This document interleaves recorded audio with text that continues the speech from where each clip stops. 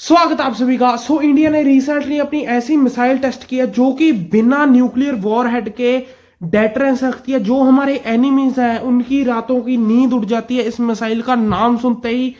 मैं बात कर रहा हूं इंडिया की प्रलय मिसाइल जो कि हार्ड टू इंटरसेप्ट एंड बहुत ही ज्यादा डैमेज करने वाली मिसाइल है। आगे मैं वीडियो में इसके बारे में आपको बताऊंगा। एंड वीडियो शुरू करने से पहले मैं चाहता हूं कि आप वीडियो को लाइक कर देना और चैनल को सब्सक्राइब कर देना। इससे हमें मोटिवेशन मिलती है एंड और अच्छा कंटेंट ले आने की, वीडियोस बनाने की। इंडिया ने ओडिशा कोस्ट से जो एपीजे अब्दुल कलाम आइलैंड है वहां से 2 प्रलय मिसाइल का सक्सेसफुल टेस्ट किया है। एंड ये एक short range surface to surface missile है। इसकी वॉरहेड पेलोड कैपेसिटी 500 से 1000 kg है। एंड यही चीज इसको एक टैक्टिकल मिसाइल जो कि इंडिया के लिए बहुत ही ज्यादा इंपॉर्टेंट है एंड हमारे एनिमीज के लिए बिना न्यूक्लियर थ्रेशोल्ड को क्रॉस किए एक कन्वेंशनल डेटरेंस जो कि बहुत ही कम देशों के पास है, वो इंडिया ने अचीव की हुई है। अचीव हम कह सकते हैं, अचीव कर ली। ये मिसाइल 200 मीटर तक अपना डैमेज कर सकती है। बेसिकली जहां पर गिरेगी वहां पर से 200 मीटर आप देख लो, चारे साइड को रेडियस आप, तो 200 से 300 मीटर तक ये डैमेज कर सकती है। एंड जो 100 मीटर है, 100 मीटर के अंदर अंदर जो चीज आएगी वो तो उसको तो भी ये बिल्कुल ही इवेपोरेट, बिल्कुल ही डिस्ट्रॉय कर देती है। इसी वजह से ये एक बिना न्यूक्लियर वॉरहेड के एक डेटरेंस वेपन है जो कि एक बहुत ही ज्यादा खतरनाक, बहुत ही ज्यादा डेंजरस वेपन है। आप सोच सकते हो 200 से 300 मीटर, जब जिस घर से आप बैठे हो आप रेडियस बनाकर देखना 200 से 300 मीटर कितना ज्यादा ये स्प्लैश डैमेज आप कह सकते हो करती है। एंड इंडिया ने इसका सक्सेसफुल सोल्वो लॉन्च टेस्ट किया। सोल्वो लॉन्च ये होता है कि एक ही जो प्लेटफॉर्म है, जो एक ही लॉन्चर से हम एक मिसाइल फायर कर दी हमने, एंड उसके बाद थोड़े टाइम बाद बेसिकली ये मिसाइल को फायर करने के लिए 60 सेकंड से लगते हैं।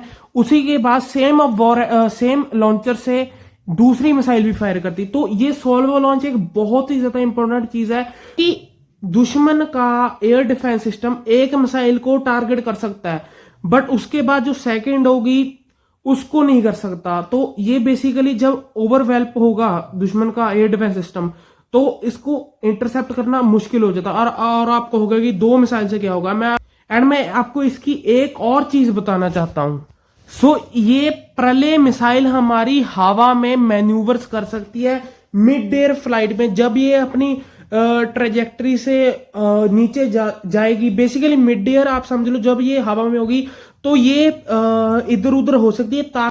ये देखो, ये हमारी प्रलय मिसाइल है, ये यहां से नीचे टारगेट को हिट करने के लिए आ रही है। एंड यहां पर दुश्मन का एयर डिफेंस सिस्टम है। जब इसकी मिसाइल फायर होगी तो उसके बीच हमारी प्रलय मिसाइल मिड एयर मैन्यूवर्स कर सकती है, करके उस मिसाइल जो ये दुश्मन की एयर डिफेंस सिस्टम उसको हिट करने के लिए आ रहा है, तो ये मिड एयर मैन्यूवर्स कर सकती है उससे। ये मिड एयर में डॉज, उस जो मिसाइल इनकमिंग मिसाइल है उसको डॉज कर अपने जो टारगेट है उसको अचीव कर सकती है। आपको और अच्छे से समझ पाए तो मैं आपको रशिया यूक्रेन वॉर की एग्जांपल देना चाहता हूं। पहले तो Russia simple ballistic missile use करता था जो कि उसकी इस्कंदर बैलिस्टिक मिसाइल है जो कि एक बहुत ही ज्यादा पावरफुल मिसाइल है। तो जब कोई बैलिस्टिक मिसाइल जाती है, ये है उसका लॉन्चर एंड मान लो ये उसका टारगेट है, ठीक है। जब वो बैलिस्टिक मिसाइल ऊपर जाएगी फिर वो नीचे आएगी, वो बैलिस्टिक मिसाइल अपनी ट्रेजेक्टरी चेंज नहीं कर सकती। क्रूज मिसाइल ऐसा कर सकती है, बट जो मैं आपको भी समझाने की कोशिश कर रहा हूं वो उसको अच्छी तरह से समझना। अगर हमारी मिसाइल ट्रेजेक्टरी चेंज नहीं करेगी तो दुश्मन के एयर डिफेंस सिस्टम को उसको इंटरसेप्ट करना आसान हो जाता है। बट उसके बाद से जब रशिया की इस्कंदर मिसाइल बहुत ही ज्यादा इंटरसेप्ट होने लग गई थी तो फिर उन्होंने ऐसी टेक्नोलॉजी अप्लाई जो कि मिड एयर में जाकर अपनी ट्रेजेक्टरी चेंज कर वापस टारगेट को हिट कर सकती है। तो फिर जो एयर डिफेंस सिस्टम का इंटरसेप्ट रेट होता है ना, वो बहुत ही ज्यादा कम हो जाता है। हमने रशिया यूक्रेन के वॉर में देखा, ये अपग्रेड करने से पहले रशिया का इंटरसेप्ट, यूक्रेन का इंटरसेप्ट रेट था 37%। एंड जब ये अपग्रेडेशन उनकी मिसाइल में होगी, अब वो परसेंटेज गिरकर 6% आ चुकी है। ये फाइनेंशियल टाइम्स ने रिपोर्ट किया था, जो कि वेस्टर्न ऑफिशियल एक न्यूज आउटलेट है। तो आप देख सकते हो कि ये चीज कितनी इंपॉर्टेंट हो जाती है, जो कि बैलिस्टिक मिसाइल को मिड एयर मैन्यूवर जब हम बैलिस्टिक मिसाइल कर सकती है, तो उसको इंटरसेप्ट करना कितना डेंजरस हो जाता है। और मिसाइलों प्रलय जैसी, जो कि 300 मीटर के रेडियस तक डैमेज कर सकती है। एंड हमारी जो बैलिस्टिक मिसाइल है, इसकी स्पीड है एक मैक से लेकर 1.6 मैक, जो कि एक बहुत ही हाई स्पीड मिसाइल है। मिड एयर में जो हमारी मिसाइल ट्रेजेक्टरी अपनी चेंज कर एंड इतनी जो स्पीड के साथ, तो फिर एयर डिफेंस सिस्टम को उसको इंटरसेप्ट करना बहुत ही ज्यादा मुश्किल होगा। एंड ये जो हमारी मिसाइल है, ये सॉलिड फ्यूल कैरी करती है। सॉलिड फ्यूल का बेसिकली मैं सिंपल भाषा में मतलब बता दूं कि ये, इसको अगर हम जैसे फैक्ट्री में मिसाइल बनी तो उसके अंदर फ्यूल डाला हुआ है, अभी वो बहुत सालों तक वैसे ही रहेगा, उसको छेड़ने की जरूरत नहीं है। तो ये इंडिया की फास्ट स्ट्राइक, हम जल्दी स्ट्राइक कर सकते हैं दुश्मन के ऊपर, ना कि जो लिक्विड फ्यूल जैसी मिसाइल होती हैं, उनको करीब घंटों लग जाते हैं उनको रिफ्यूल करने में, फ्यूल उसके अंदर डालने में। सो ये जो मिसाइल है प्रलय, ये रेडी टू फायर रहती हैं।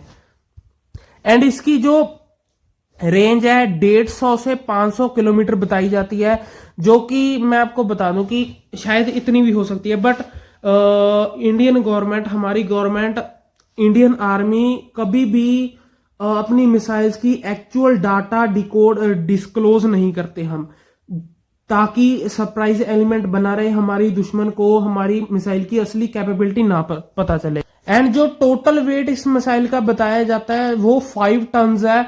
जो वॉरहेड का वेट है वो अलग होता है, मिसाइल का वेट अलग होता है, ठीक है। सो टोटल वेट इसका 5 टन है एंड मिसाइल का वेट 500 केजी से 1000 केजी तक है, जो वॉरहेड का वेट है। सो अभी मैं आपको बताना चाहता हूं कि ये चीज इंपॉर्टेंट क्यों है। सो रिसेंटली हमारे सीडीएस अनिल चौहान ने यह कहा था कि इंडिया को एक शॉर्ट टर्म वॉर के लिए एंड लॉन्ग टर्म कॉन्फ्लिक्ट के लिए प्रिपेयर रहना चाहिए। एंड इसके बाद उनकी एक और स्टेटमेंट आई थी।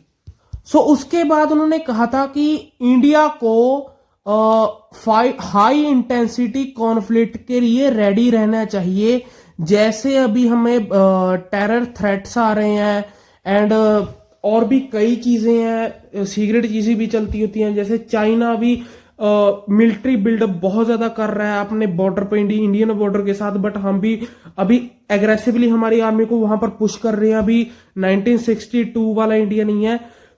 तो जो ये अनिल चौहान ने कहा था कि हमें ऐसी वॉर के लिए तैयार रहना चाहिए जो कि न्यूक्लियर थ्रेशोल्ड को प्रीच ना करे, न्यूक्लियर थ्रेशोल्ड तक, जैसे न्यूक्लियर वेपन यूज करने का तक बात ना आए।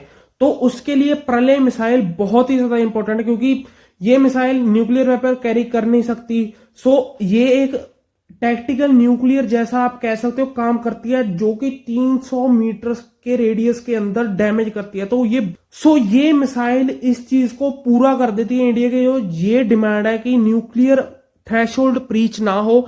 सो ये basically missile highly India recommend करेगा चाइना के विरुद्ध। पाकिस्तान के लिए हमारे पास और भी बहुत ज्यादा वेपन है।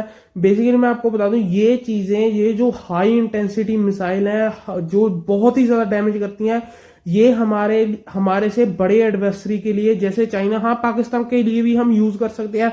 वो हमारी आर्मी की स्ट्रेटेजी पर होगा। आखिर में मैं आपको यही कहना चाहूँगा कि किसी भी टाइप की मिस इन्फॉर्मेशन से बचें एंड क्रेडिबल न्यूज़ सोर्स से आप न्यूज़ कंज्यूम करें। आप छोटे चैनल्स को, जैसे मेरे चैनल है, सपोर्ट करें। इससे हमारी इंडिया की इंफॉर्मेशन वॉरफेयर अच्छी होगी। ऐसे ही हमारी इंफॉर्मेशन वॉरफेयर अच्छी होगी, तकड़ी होगी। ऐसे ही हम पाकिस्तान और चाइना की मिस इन्फॉर्मेशन को काउंटर कर पाएंगे। हम मिलते हैं सो ये थी आज की वीडियो। अगर आपको वीडियो अच्छी लगी तो वीडियो को लाइक कर देना और चैनल को सब्सक्राइब कर देना। हम मिलते हैं एक और अगली नई वीडियो में, तब तक के लिए take care and good bye.